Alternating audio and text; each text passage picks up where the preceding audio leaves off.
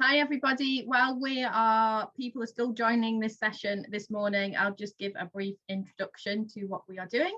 So my name is Heather Doran. I'm going to be chairing this session today. I'm part of the PCST Scientific Committee, and I'm also part of the local organising committee for the PCST conference. So thank you all very much for joining us. We've got a very busy visual presentation session today, which I hope is going to all go very smoothly, but we've got backups in place, so everything should go okay so that everyone can view the posters and presentations. For the participants, we do have a Q&A open, so please do ask questions as we go through the talks, and we will have time for a discussion at the end. So you'll see the Q&A option on your Zoom screen.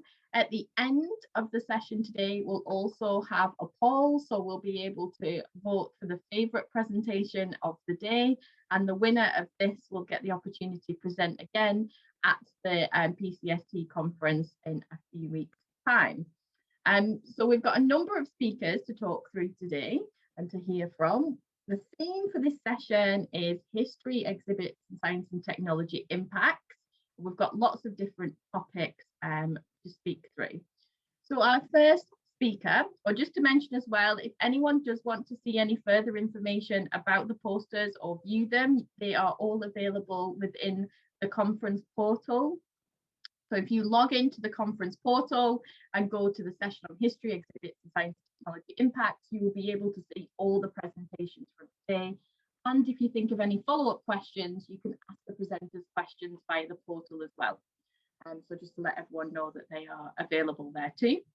So our first speaker today, we have Mabel Ayo, who's going to be presenting on practices of public science and technology communication in Colombia and Spain, study from the Science Centres, Park Explorer and Cosmocasia in Barcelona. So Mabel, I'm going to hand over to you if you're okay to share your screen and start your presentation. Thank you, Heather. I'm going to share my screen.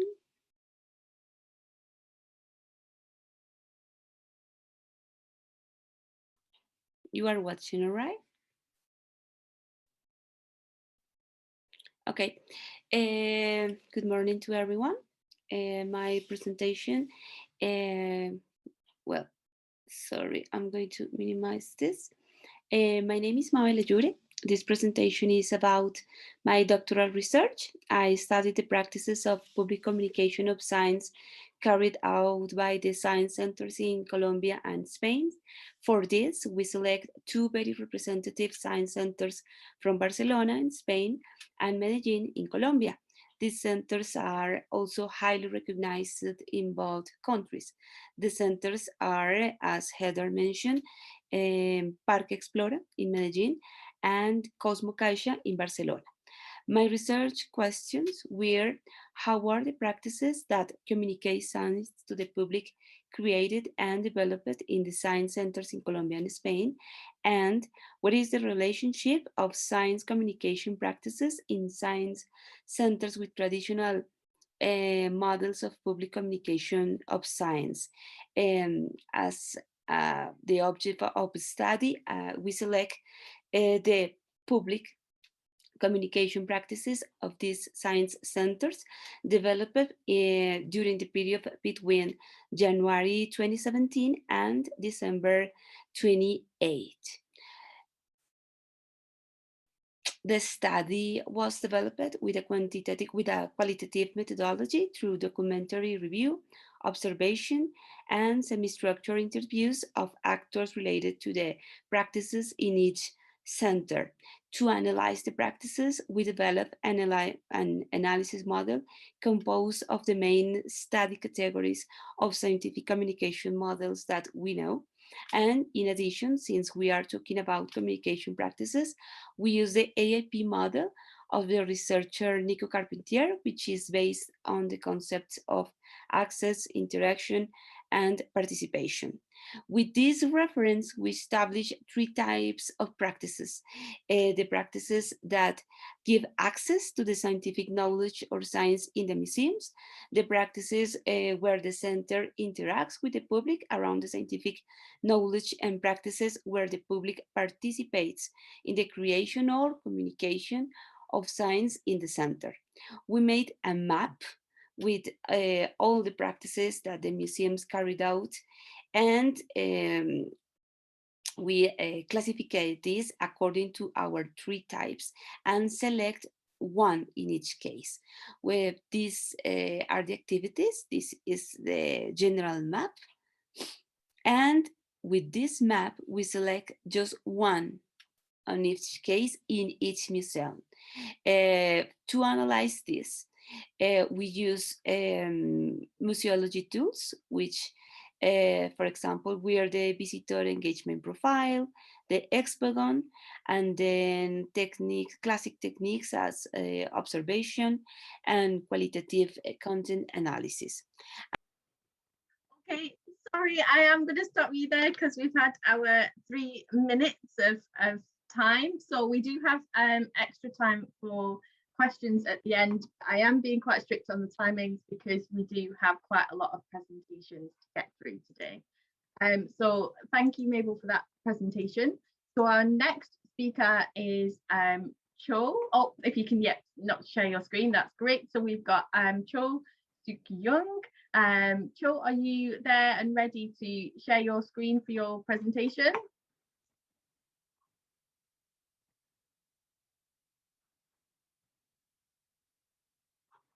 I think we've lost her. She was there. I think maybe what we'll do is move on to the next speaker and maybe come back to Cho. She was there, I can see her video, but I can't see her there on the screen. So the next speaker we have then after Cho is Lee Kun. So Lee, are you ready to present? Okay. Fantastic. So your talk is Communicating Quantum Mechanics to the Chinese Public, a guide to roaming the quantum world exhibition as a case study. Yes. Okay. Yes.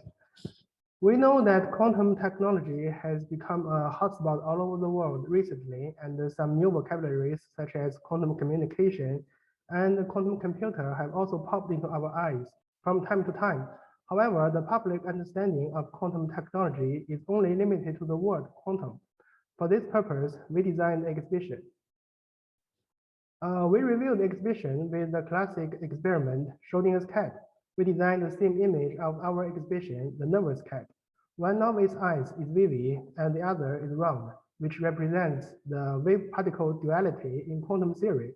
And we finally entitled the exhibition, I Have a Nervous Cat, to imply that all of us cannot live without quantum technology. The image of the nervous cat can correspond to different pieces of knowledge with various body movements. We set up 4 sub-exhibition areas with different contents as follows. Area 1, what is quantum? Area 2, magical quantum phenomenon. Area 3, exploration of atomic world. And Area 4, application of quantum technology. We integrated the incomprehensible quantum theory into the interactive exhibits with a lot of fun. For example, we designed a game in which the audience can wave hand to card so as to convey the concept that quantum is the smallest unit, which cannot be further divided. We also built the 17 kinds of particles in the standard model into a play space for children. We designed the factorization in quantum computing as a cryptographic treasure box. The space of 600 square meters has included 31 exhibits in total. Below is a set of exhibition renderings. As you can see, we designed an entrance for the exhibition. We demonstrate the history of quantum physics. We have energy level steps, and we also have a space for the string theory. You can hear the quark song, and you can also play with atomic glow balls. We have an antimatter engine and quantum parallel computing devices. You can also learn about the application of quantum mechanics in daily life. The exhibition is located in the Science and Technology Museum of Anhui Province in China. All the design has been completed and it's scheduled to open to the public at the end of August this year. That's my presentation. Thank you. Thank you very much for that. Just to remind everyone as well that the Q&A is open, so please do and ask any questions for the presenters in the Q&A as we go, and we'll come back to those questions at the end. But thank you very much, Ali, for that presentation. That was great. So next, Cho, I think is back, so we're going to go back to the second presentation. So Cho, are you ready for your presentation? Oh, I think you're on mute. You just unmute. Right. Actually, I did not put my PPT file on the this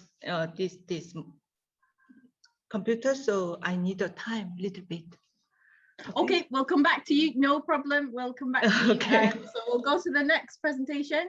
So we've got Li Zhang for the next one, constructing an integrated evaluation index system for science centers in China.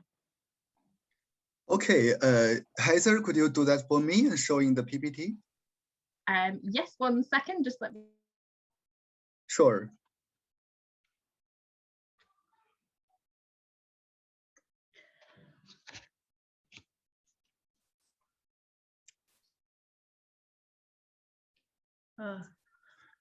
Okay, it's very, is that my time now? I think it's very easy because I only have one page. Hello, everyone. I'm Xiangli from China, China Association for Science and Technology, which is known as CAST. I'm showing on the left corner.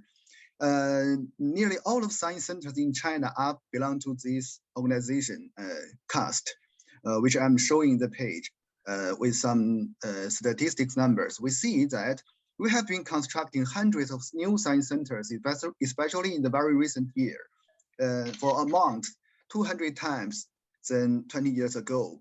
And for the whole area, 22 times. And for the whole numbers of visitors comparing with the times 10 years ago, we have had 2.5 times of the whole visitors. Now, however, although the huge number of institutes, I mean science centers, belong to a same organizational system, CAST, it is still very hard to build a very integrated evaluation system to understand the general situation of all the science centers. Because firstly, in China, the science museums and the centers is a comparatively independent system compared with cultural museums, such as art and history museum. They belong to two different systems, very independent. And for another reason, the typology of science centers is not quite clear when grouping them with, firstly, with museums, and secondly, with other, we call cultural infrastructures, such as library and exhibition hall, for example. So science centers are informal education institutes in science, which is the main job of CAST, but meanwhile, they are also the public cultural infrastructures, which are usually managed by the Chinese Ministry of Culture, two ministry part.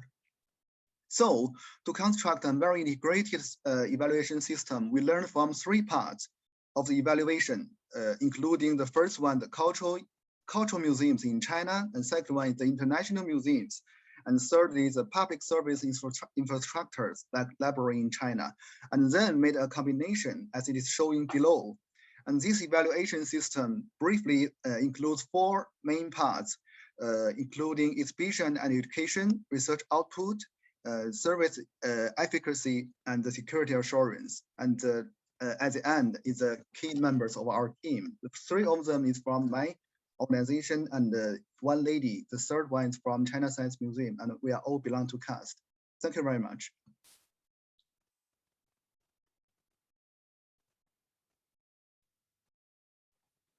Okay, thank you very much for that presentation. So remove that one. So yeah, we've got a question coming in. So just to remind everyone as well, use the Q&A to ask questions and we can go through them at the end. I'm going to just check in with Cho to see if she's ready. Yep, she's ready. She's nodding. That's great. So are you okay to share your screen? Yes, yes. Yeah, fantastic. So your presentation is Encountering Artificial Intelligence Technology at Korean Science Museum. Yes. Right. My name is Sukyung-jo. Can I start? Yes, please. Yes, please start. Yes. Could you share my PPT? Should I upload myself or can you do that for me? Yeah, just 1 second. I can get that up for you. Right.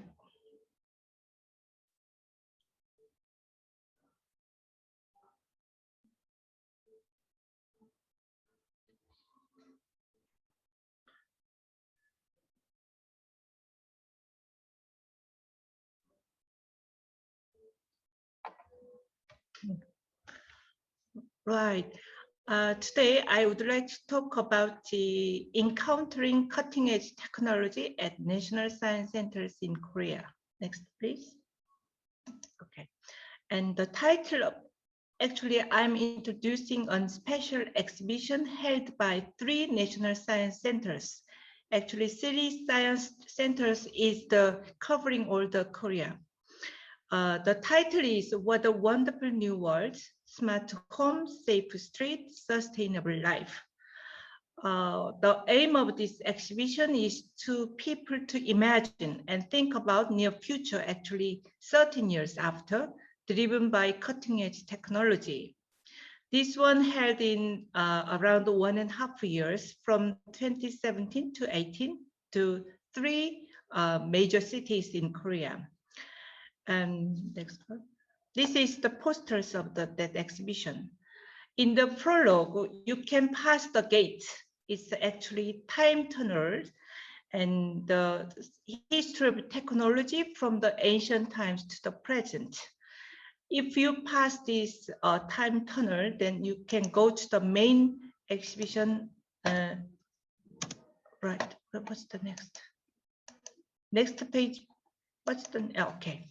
So within the exhibition hall, you can see the 3 different zones: future home, future streets, and future industry, where you can see lots of new cutting edge technology like AI robot, virtual fitting room, various drone, eco-friendly vehicles, and smart factories, and AI robot Watson, and future cities in SF works, and lots of big data. Next one. And when you end the exhibition, we ask people what will be the best and important value for the future. And we can give that post-it and they write down the value and we collect them after the exhibition. This is the last part of the exhibition. And along this exhibition, we can have various public events like public lectures and 3 major contests for nationwide.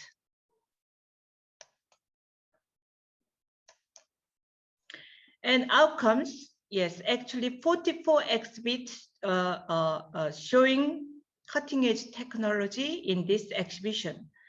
And 91,500 people visited 160 days. And is 96 times covered by the national broadcasting. And the answers which they show, 79% answered cutting edge makes our future better. I mean, it's very positive. And also they 75% answers sustainability is the key word to the future. And also the 73% answered science museum or center should inform more about the future. Actually, this is the first exhibition in national science centers, which is showing the future technology actually.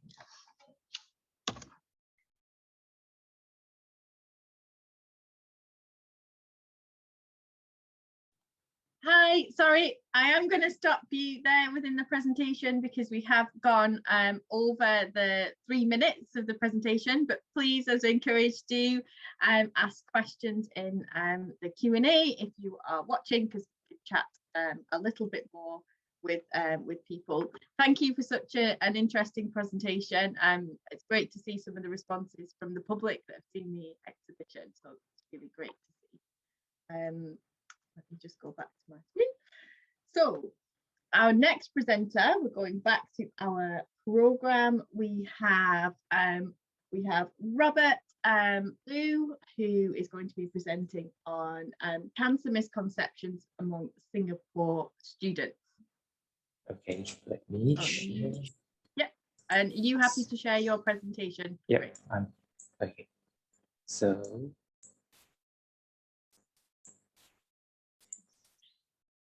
okay, so good morning, good afternoon, everybody. So my name is Robert. I'm from the National University of Singapore. So what I want to present today is some of the work that we've done looking at sources of cancer misconceptions among Singapore students. So specifically, what we actually really like to do is we like to understand some of the reasons why Singapore students have a misconception about some knowledge or facts about cancer.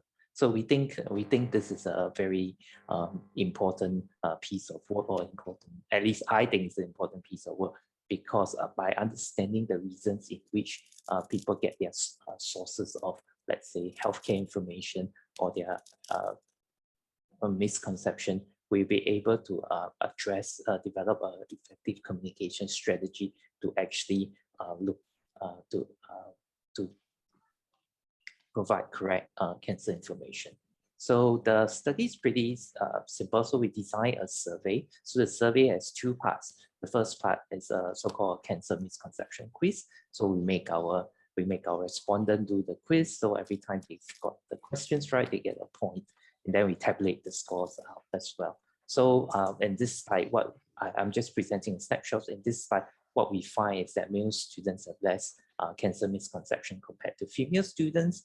And obviously students with a life science background actually have a higher score in the cancer misconception test. So this is not superly surprising, but when we ask the student, you know, how did they derive the answers to the question, what was most interesting is that most of them may not necessarily have the direct knowledge about the cancer facts, but using their background, using what they've read before, or using some sort of logic, are able to deduce the correct answers out of it as well. So we also then ask the students what are some of the channels in which they access cancer information, and we correlate this use of these communication channels with their scores. So what we find is that students with less cancer misconception generally have used the internet more, and they actually, what they use in the internet is basically whenever they come across something that is suspicious related to cancer, they actually go and use the internet and try to find out what exactly, whether the things they receive is actually correct or not as well. So overall, the studies actually show that actually even university students, especially non-life science students, don't really have enough cancer misconception knowledge. And surprisingly, when we actually interviewed the students, they actually single out, you know, their parents, their grandparents as a major source of information in which cancer misconception are actually transmitted to them as well. So, and they also you know, highlight the fact that actually cancer is not a topic that they actually would actually read into or look for information unless they have some sort of personal relationship, like, you know, a family member with cancer, or or a friend with cancer as well. So in order to perhaps fit that gap, it's probably in order to develop some sort of a media channel in which we can teach students about cancer. So usually, one of the ways that I'm not sure if you all are familiar with is manga, which is a Japanese comics, which is the use of manga to teach basic concepts in how cancer progress. So with that. Hi, Robert. Sorry, I am going to stop you there because we've gone over the time. Your presentation was really interesting, and I know you were just about to start talking about comics, which is fantastic. So hopefully, again, people please ask some questions about that so we can chat a little bit more in the Q&A. I'm just going to quite a few things open on my screen now, so I'm just going to check for everyone here. Yep, so our next presentation is going to be from Professor Ogawa Yoshikazu.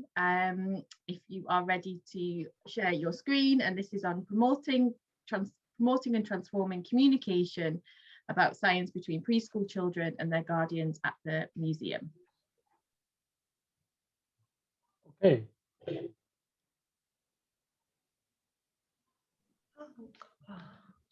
I would like to share my screen. Yep, that's great. Okay. Yep, perfect. Yeah. Yep, Can if you just start, that would be great. Okay. So,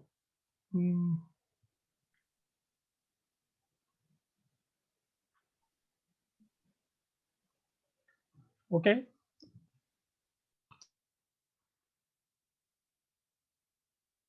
Oh.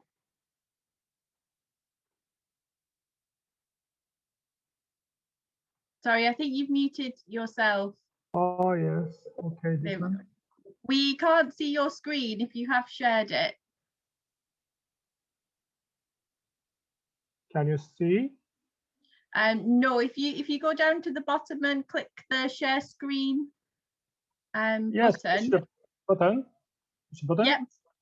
And then if you select the screen that you want to show on select the, it. yeah. Select. How about this one? Oh, that's started the screen sharing. Hopefully it will come up. Okay. Yep, we can see that now. That's great. How about this one? Yep, we can see that. Or okay. So first one is this presentation we introduced the outline of promoting or transforming science communication between the preschool children and their guardians at the museum. How we can cultivate the science literacy among the preschool children? The answer is we propose the compass. So it was opened 2015. The explanation area for the family with children is the model of the exhibition room for practicing science communication for preschool children. Compass is the abbreviation of the communication, parents, science, and society. This table is indicated 4 science literacy goals and the 5-generation framework. According to the framework, the compass has 2 goals, feel and think, for both preschoolers. Through the playing and sharing experience using a compass, we aim to let the children cultivate their feel, sensitivity, think, and acquire the habit of thinking scientifically based on the framework. So we have surveyed on the outcome, the compass. We have collected report by parents who used the compass more than 3 times and analyzed them. In the past 2 years, 286 comments about children's behavior and attitude were collected. Keyword related to feel and think stated in science literacy goals were picked up from these comments and analyzed. The result? In this table, the 80% of our comments mentioned the feel, which is higher than other science literacy goals. But several comments like this table are related to the think, that the children continue to show the interest in the nature and science by talking, asking a question about what they observed in compass. Please see the comment on the slide. The conclusion. The results suggested the expense of compass in the museum were reflected the children's scientific behavior and attitude, which are transferred in the daily lives. Thank you for listening.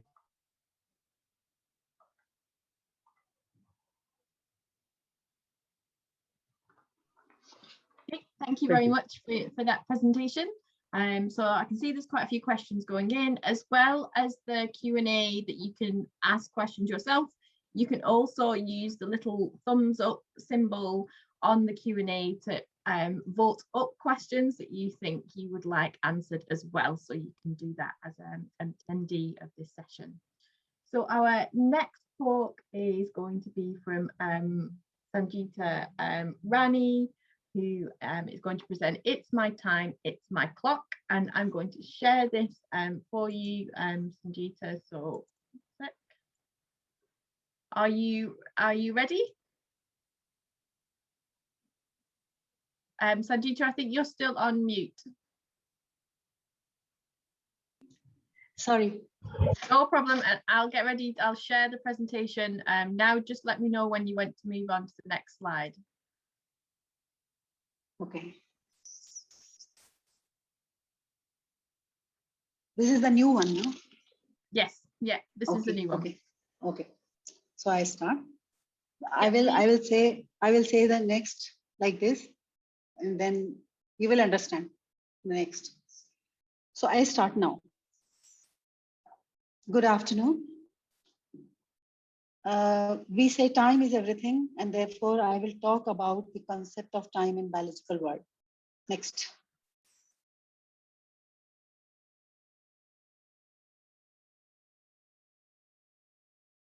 The concept of time in biological world started with the experiment of Demera, who for the first time observed that mimosa leaves were opening and closing on their own at a particular time of the day. Field grew further, and in 2017, this field was recognized by the Nobel Committee as Nobel Prize given to the 3 scientists. Next, please. So we all live in a rhythmic environment. We have distinct day and night cycles, and our body is also adjusting with these day and night cycle. There is time to everything. So the best time to sleep, or when we have the deepest sleep, or when the body temperature is high, they're all planned accordingly. So our body is always in sync with the external environment. If it is not, then it is misaligned, and it can cause problems. Next, please. Maybe I lose my 3 minutes. But the advancement of technology has made our nights brighter, and the result is that the distinction between day and night is losing. We are changing our lifestyle. We have 24/7 society. The students are using more of mobiles and laptops. And on the right side, I don't see this, the graph. And in one of our study, we found that the maximum time students are spending is on the use of social media and laptops and mobiles. Next, please. Next, please. And this has disrupted the clock. This has misaligned the clock. And what it has done, that this is our natural day, sunrise and sunset. This is our internal day, which is mostly 12-12, half and half, half day, half night. If we are put in a shift work situation, or if we are in a social compulsion, then our day extends into night. Or if we are having transmeridian flights, then our day becomes night and night becomes day. So everything is just confusing.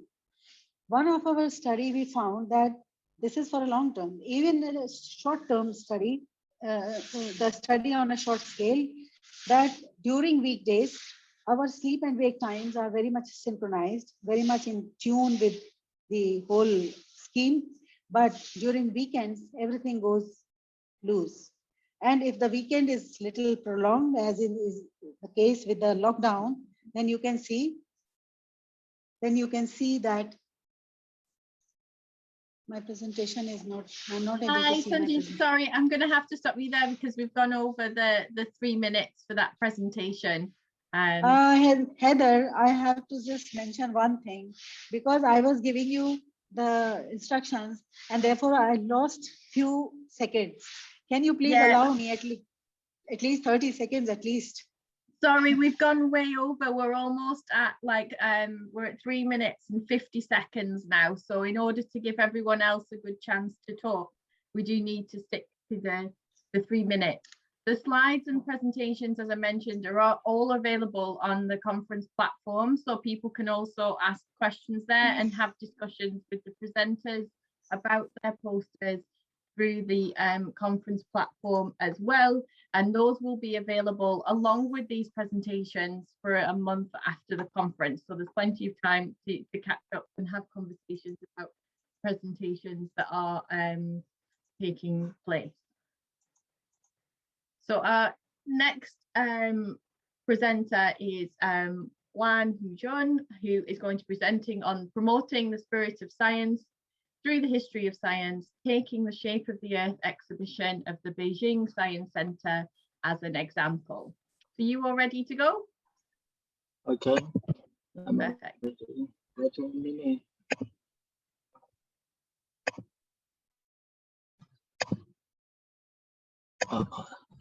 Sorry. Can you see my screen? Yep, we can see that. That's great. Okay. Okay. We feel honored to have a chance to share our work with you. We designed the exhibition of popular science by sorting out the human cognition process of the shape of the Earth, so as to convey the spirit of science to the public. In ancient time, every nation in the world had its own story about Earth. In the 6th century BC, Pythagoras proposed the theory that the Earth is spherical for the first time. Since then, humans' understanding of the shape of the Earth has got more and more accurate. Many famous scientists such as Newton and Gauss also played a vital role in this regard. Therefore, we set up a landmark exhibit in the exhibition area, the Ark of Science, a sailboat in the ocean on which are sitting the well-known thinkers and scientists in different eras, with the implication that people's cognition keeps developing, led by the spirit of science. In addition, we also demonstrated the never-ending footsteps of human beings to explore the truth for all the audience through multiple interactive exhibits, physical models, screen space, etc. The exhibition was officially opened at the Beijing Science Center on April 22nd, the Earth Day, and the real photos of the exhibition are shown as follows. Finally, please enjoy a video clip taken at the site.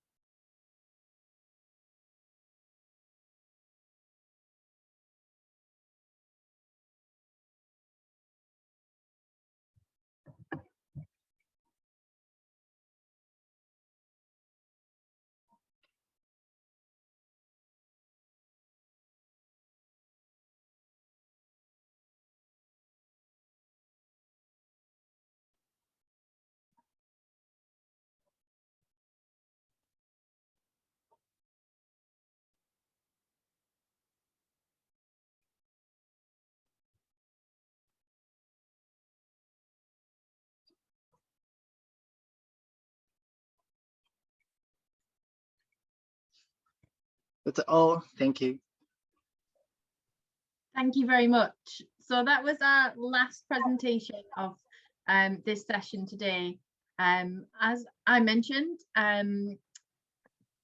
at the end of the session, I will put up a poll so people can vote for their favourite presentation. And now we're going to move on to the Q&A. So I can see there's a few questions that have come in. So I'm going to ask the top one on the Q&A first. So this is from Lee. Is there a particular age group whom you hope to visit the quantum mechanics exhibition?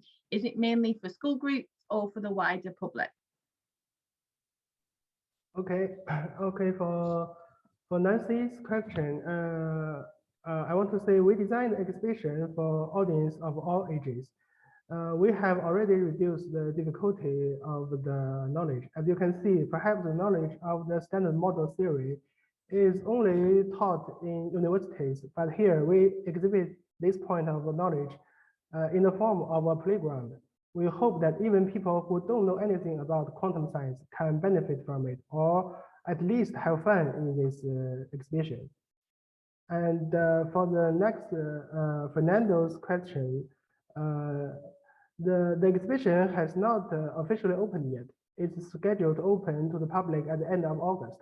As you mentioned, the concept of quantum mechanics is very unfamiliar with people. So we have a cute creature, the nervous cat. We regarded this image of the cat as the representative of the magical quantum phenomenon. And we hope the encounter with the nervous cat can arouse the public curiosity of the quantum topic. Thank you. Thank you for answering both those questions. I was going to ask you a little bit more about the cat and where the cat came from and the idea for the cat. The idea of the nervous cat came from the Schrodinger's cat thought experiment. And in his thought experiment, he put the cat into a box, and the cat is both alive and dead. So this we have the idea from his thought experiment. Fantastic. Thank you very much for those answers. I think we've got another question for Cho. So this question says, it was a very interesting exhibition. Did you analyze the last post-its? I'm wondering what left a lasting impression on the visitors. Right. Thank you for the question. And actually, people talk about the humanization of technology. I mean, people think that future technology will change our society more healthier, more warmer, more richer. But we should, I mean, the technology should contribute to the positive side of the society, not the negative side of society. If we make technology becomes more positive impact to society, then we should involve in the process of technology, not only the science communication, but also through the science education. So in this survey, we realized that people want to know more about technology, new technology. Also, they would like to contribute something to the humanization of technology. That's our conclusion from the exhibit. Okay. Okay, thank you very much. The next question is for Mabel, and is there any difference between science museums and centers in Spain and Colombia? Because I assume, maybe I'm wrong, Spain has a much longer history on traditional science museums, while Colombia might have more science centers. And I've got a couple of questions here that have come from other panelists, which is why they aren't in the Q&A, but they've been sent to me. Can I answer? Yes, please. Okay. Of course, there are differences because of the tradition, but in the case of science centers, Colombia and Latin America in general have a very big advantage. So there are very good science centers. The main difference maybe is the approach. The Spain and maybe the European science centers are more traditional and more likely to the classic science topics. Meanwhile, the Latin American science centers are more approached to the problematic issues, more social issues. That's the difference. Okay, thank you very much. So we've got another question from the panel for Professor Agawa. It says, thank you for your splendid presentation. May I ask, is there any difference between the experience from children with parents and ones without? I would also like to add to that a little bit more about how you got the views from the children and the parents for your from your exhibition. That was really interesting. Thank you for question. So the Compass is a special exhibition for the child and the guardians. It is necessary for the company with the child and the guardians.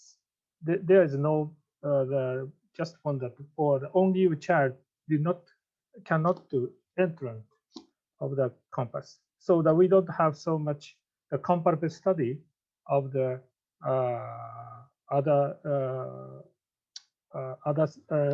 type of the children, only children or only parents. Thank you for questions. Thank you for that. Can you tell us a little bit more about how you got the views from the children? Was it interviews that you did with them, or through play? Yeah. Yes, interviews, and also we are questionnaires and by post and back to our museum and collected and analyzed. Great, thank you very much. On the topic of evaluation, I was going to ask another question for Li Zhang about the evaluation methods that you used in the evaluation index system.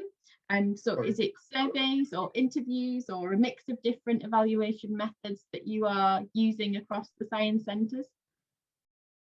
It is not still finished, but I think we will use all of that, because the index, what we call index, is including three parts. The first part is to the local association for science and technology, which is also part of the science and technology association in China, because they are the manager, the main manager of the local science centers. For that part, we use how to say, self-evaluation is the main method, and the second one is to the museum itself. We using both the interview and some questionnaire surveys, and the last part is to the of course, is to the visitors. And for this part, a very brief questionnaire is the main method. And we will be trying to combine all of the results together and as a feedback to rebuild the final index of the evaluation system. Is that clear? Thank you. Yep, thank you very much. And I was going to ask Juan as well about brilliant to see the video of the exhibition at the Beijing Science Center. I was really pleased to be doing this session because it's a really exciting opportunity to see lots of different exhibits that are going on, and also see the evaluation of those. So I was going to ask you a little question about evaluation. You didn't speak too much about that, but I wondered if you are, if you're looking at who is attending that exhibition, or if you've got any responses from people that have attended it and seen it so far. The history of science records the process of science development as well as mankind understanding, utilization, and transformation of nature. It also includes the scientific knowledge, scientific spirit, scientific method, scientific thoughts, and the application of the science, etc. Therefore, it not only enables the public to understand the overall image and character images of natural science, but also helps the public to have a comprehensive understanding of the humanities and as well as the relationships between the humanities and natural science. Okay, thank you. Thank you very much. And Sanjita was going to come back over to you. We've got a little bit of time at the minute. I know you had a few points that you wanted to share from your presentation. And if there was any points you wanted to make about the communication of the work that you are doing at the minute, that would be great. I think you're still on mute. Can I see my last slide in the presentation? No?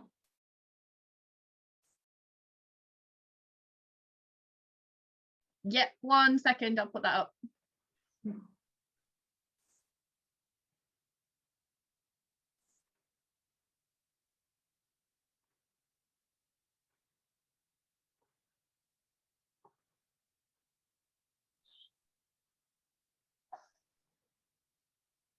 One slide before that. This is the last one before that one. Yes. So I was telling that misaligned clocks, they can change our days and nights. And if they change our days and nights, then our sleep-wake time is disturbed, our eating time is disturbed. Everything is just not in sync with the environment. Next slide, please. Next slide, please. Next. Okay. So the clock has an impact on our health. Earlier, it was thought that clock is regulating only sleep, but now people are realizing, scientists are realizing that clock is impacting our health. A disrupted clock can lead to sleep problems, sleep deprivation, then cognitive impairment, psychiatric disorders, and psychosocial problems. Not only this, even at the physiological level, at metabolic level, all these problems are cropping up. People with faulty clocks, they are having these issues. Since I myself am suffering from sleep issues, so who can be the best campaigner than me to talk about all this? So I would just say that respect your body clock and always say, it's my time, it's my clock. Thank you, Heather. Thank you very much.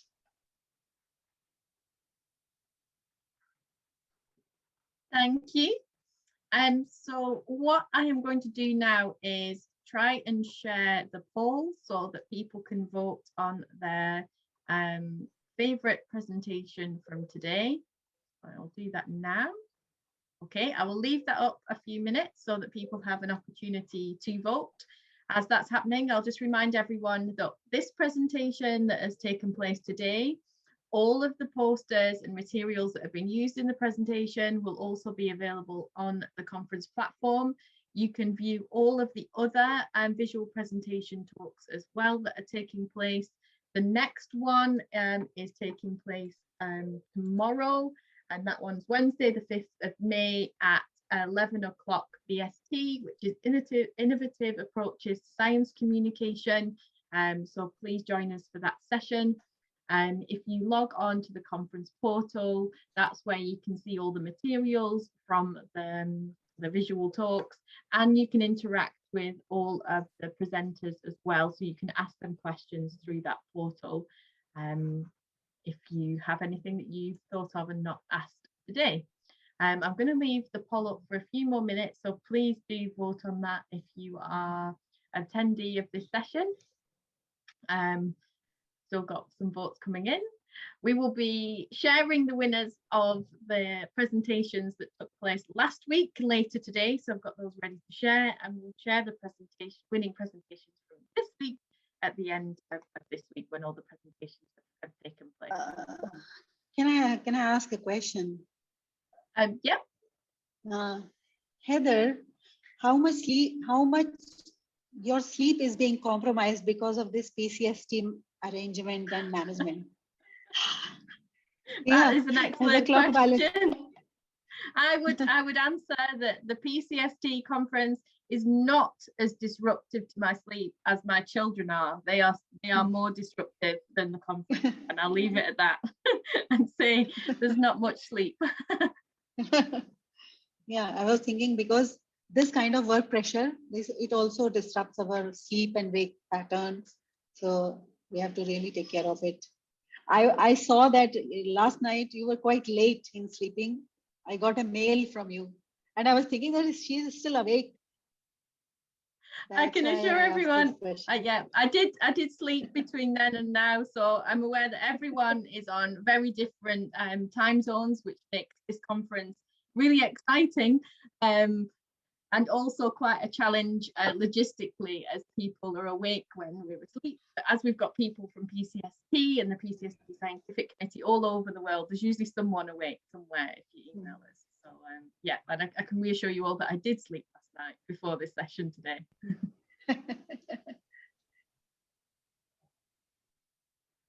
Okay, so I think we've got most of the votes in now, and we're almost at the end for this session. So thank you to all of the presenters and for putting your materials together and giving your presentations today.